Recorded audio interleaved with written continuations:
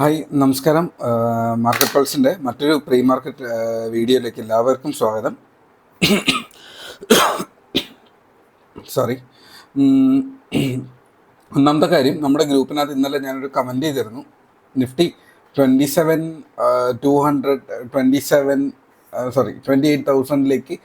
Head ചെയ്യാനുള്ള ഒരു പ്രോബബിലിറ്റിയെ കുറിച്ചാണ് ഇന്നലെ പറഞ്ഞത്. അതൊരു പകൽ പറയുന്നൊരു സിറ്റുവേഷനാണ്. മാർക്കറ്റിൽ അതിശക്തമായ ഒരു മുന്നേറ്റം കാഴ്ചവെക്കുന്നുണ്ടായിരുന്നു.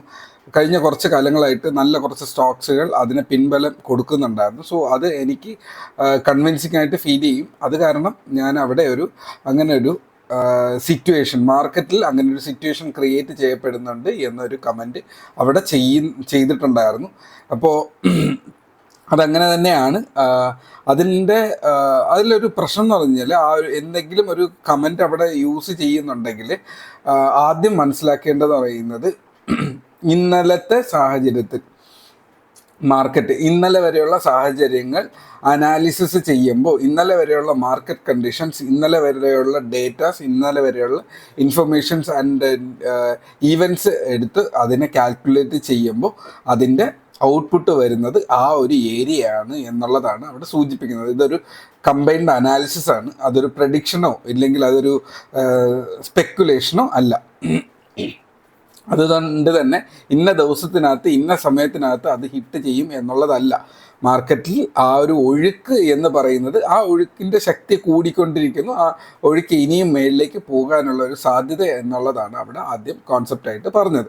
ഓക്കെ, അപ്പോൾ ഇനി വരും സാഹചര്യങ്ങളിൽ അങ്ങനെ ഒരു സിറ്റുവേഷൻ വന്നേക്കാം. അപ്പോൾ ഇനി അടുത്ത ദിവസങ്ങളിൽ നാളെ എന്ത് സംഭവിക്കുമെന്ന് അറിഞ്ഞൂടാത്ത ഒരു സിറ്റുവേഷനാണ് സ്റ്റോക്ക് മാർക്കറ്റ് എന്ന് പറയുന്നത്. സോ അവിടെ താഴ്ചയിലേക്കാണ് പോകുന്നതെങ്കിൽ നമ്മൾ അതിനനുസരിച്ച് പൊസിഷൻ കട്ട് ചെയ്യാൻ നമ്മൾ SL കീപ്പ് ചെയ്തിട്ടുണ്ടായിരിക്കും. മേളിലേക്കാണ് പോകുന്നതെങ്കിൽ സന്തോഷമായിട്ട് അതിൻ്റെ ലാഭത്തിന് നമ്മൾ റൈഡ് ചെയ്ത് കൊണ്ടുപോകുക. അതിന് ട്രയലിംഗ് യുവർ ടാർഗറ്റ്സ് എന്ന് പറയും. അത് നമ്മൾ ചെയ്ത് അതിനെ മുന്നിലേക്ക് കൊണ്ടുപോകുക. അപ്പോൾ ഇന്നലെ SBI ടാർഗറ്റ് ഹിറ്റ് ചെയ്തു 1000 rupees. നമ്മൾ 740 നമ്മൾ അതിൻ്റെ എൻട്രി പറഞ്ഞിരുന്നത്. ഇന്ന് ഓൾമോസ്റ്റ് ഒരു 23-24% അത് മൂവ് ചെയ്തിട്ടുണ്ട്. 25% അത് മൂവ് ചെയ്തിട്ടുണ്ട്. എന്നാൽ അതിൻ്റെ സേഫർ എൻട്രി എന്ന് പറയുന്നത് 880 മേളിൽ രണ്ടാമത്തെ എൻട്രിയും പറഞ്ഞിട്ടുണ്ടായിരുന്നു. അതും അതിൻ്റെ ടാർഗറ്റിലേക്ക് എത്തിയിട്ടുണ്ട്. പക്ഷെ അത് പ്രോഫിറ്റ് ബുക്ക് ചെയ്തിട്ടില്ല. ബിക്കോസ് അത് ഇനിയും മേളിലേക്ക് പോകാനുള്ള നല്ല സാധ്യതയുണ്ട്. ഇന്നലെ സ്ക്രീൻഷോട്ട് ഇട്ടിരുന്നു. ആ 880 അടുത്ത് നിന്ന് മേടിച്ചത് ഇന്നലെ 8% മേളിൽ പ്രോഫിറ്റ് ആയപ്പോൾ സ്ക്രീൻഷോട്ട് ഇട്ടിരുന്നു. അത് മേളിലേക്ക് ഇനി പോകുമ്പോൾ ഞാൻ ഇപ്പോൾ ആവറേജ് ചെയ്യുന്നുണ്ടാവും. ആവറേജ് ചെയ്യുമ്പോഴേക്കും അത് പ്രോഫിറ്റിൽ പെർസെൻറ്റേജിൽ വ്യത്യാസം വരും. സോ ഇന്നലത്തെ സിറ്റുവേഷൻ കംപ്ലീറ്റ്ലി അങ്ങനെയായിരുന്നു. ഇത് തന്നെ അങ്ങനെ ഫ്രണ്ടിലോട്ട് പോകാനുള്ള നല്ല സാധ്യതയുണ്ട്. ഐ തിങ്ക് ഇന്നലെ രാത്രി ഒരു കമൻറ്റ് കണ്ടു. മോർഗൻ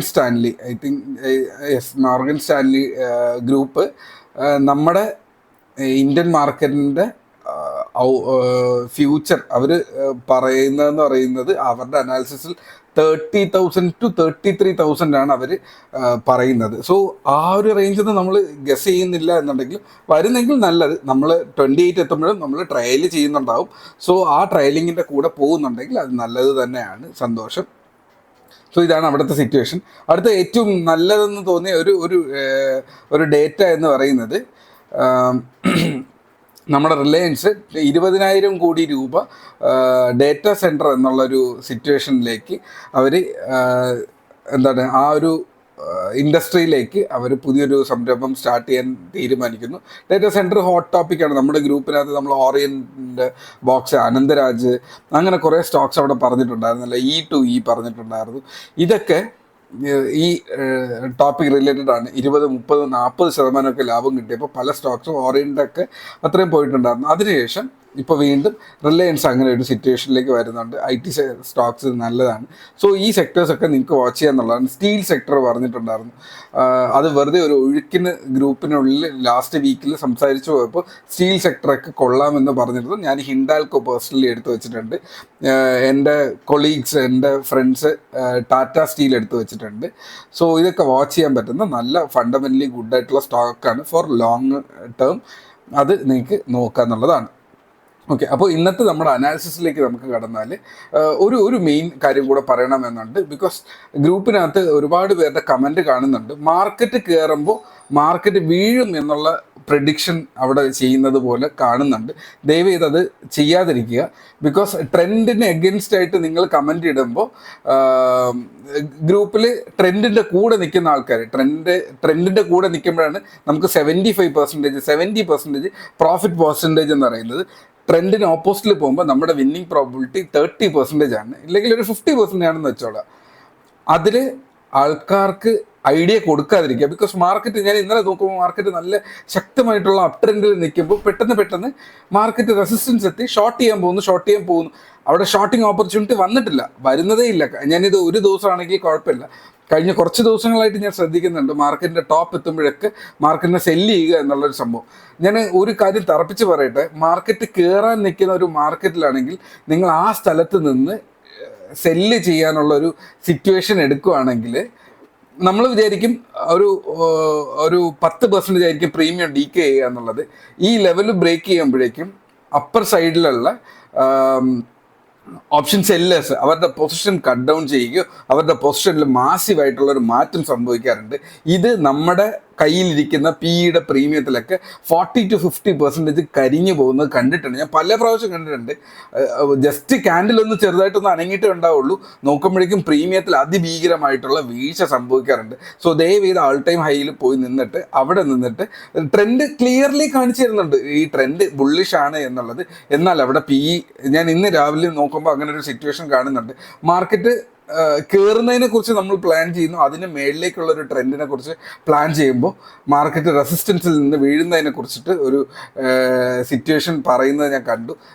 ഞാൻ അതിനെ നെഗറ്റീവ് പറയുന്നതല്ല, പക്ഷെ ആദ്യം കയറുന്ന ട്രെൻഡിനെ, ഇതിന് വരുന്ന ഒരു ഗുഡ് ട്രെൻഡിനെ നമ്മൾ ആദ്യം ട്രേഡ് ചെയ്യുക. അതിനുശേഷം വീഴുന്ന ഒരു കാലഘട്ടം വരുന്നെങ്കിൽ ആ ഡയറക്ഷനിൽ മാർക്കറ്റിൽ ഞാൻ പേഴ്സണലി എപ്പോഴും ഒരുപാടെടുത്ത് കാണാറുള്ളതാണ്. മാർക്കറ്റ് ഏത് ഡയറക്ഷനിൽ പോകുന്നു അതിൻ്റെ ഓപ്പോസിറ്റ് ഡയറക്ഷനിലേക്ക് വീഴും എന്ന് ഹോപ്പ് ചെയ്യുന്ന ഒരു സിറ്റുവേഷൻ കാണാറുണ്ട്. ആ ഹോപ്പിനേക്കാളും ബെറ്റർ എന്ന് പറഞ്ഞു കഴിഞ്ഞാൽ റിയാലിറ്റി എന്താണോ അതിൻ്റെ കൂടെ നിൽക്കുക. മാർക്കറ്റ് കയറാനുള്ള ഒരു ടോപ്പിക്കിലാണെന്നുണ്ടെങ്കിൽ അത് കയറുന്ന രീതിക്ക് തന്നെ പോവുക. ഇറങ്ങുന്ന മാർക്കറ്റ് ഇവിടെ വീഴുന്ന ഒരു കാലഘട്ടം ഉണ്ടായിരുന്നല്ലേ, അവിടെ എന്നുള്ളൊരു സിറ്റുവേഷൻ എപ്പോഴും വർക്ക് ചെയ്യുന്നതായിട്ട് കാണാറുണ്ട്. ഇപ്പോൾ ഈ ഒരു ട്രെൻഡിനുള്ളിൽ എന്നുള്ളൊരു സിറ്റുവേഷനാണ് അവിടെ നിൽക്കുന്നത്. സോ എന്നൊക്കെ നല്ല അപ് ട്രെൻഡ് കിട്ടുന്നു, അതിലാണ് സേഫർ ആയിട്ടുള്ള ട്രേഡേഴ്സ് ട്രേഡ് ചെയ്യേണ്ടത്.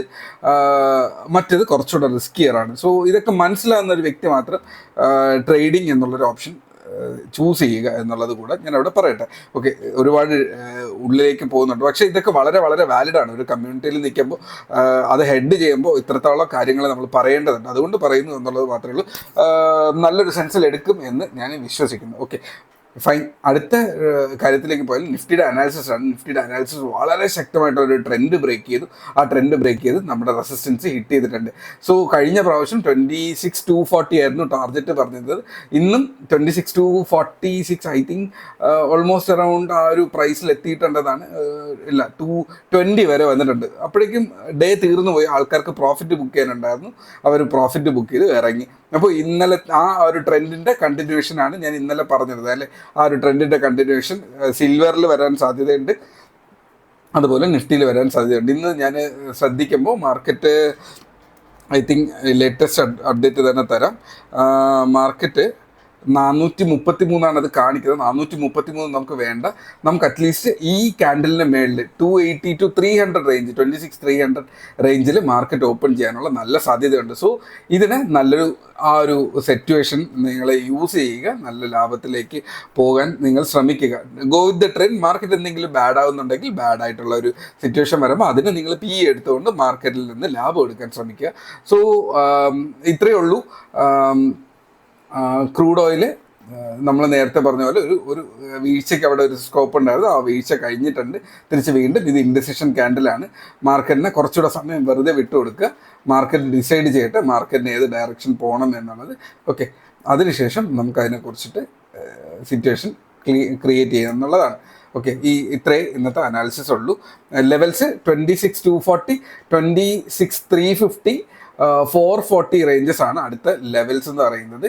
ഓക്കെ, താഴേക്കാണെങ്കിൽ നിങ്ങൾക്ക് ലെവൽസ് അറിയാം. 26,000, 25,880, 25,800 റേഞ്ചിലൊക്കെയാണ് അവിടെ ലെവൽസ് നിൽക്കുന്നത്. സോ ഈ ഒരു അനാലിസിസ് വെച്ചിട്ട് നിങ്ങളുടെ ഇന്നത്തെ ട്രേഡ് സന്തോഷകരമായി നിങ്ങൾ ഫിനിഷ് ചെയ്യുക.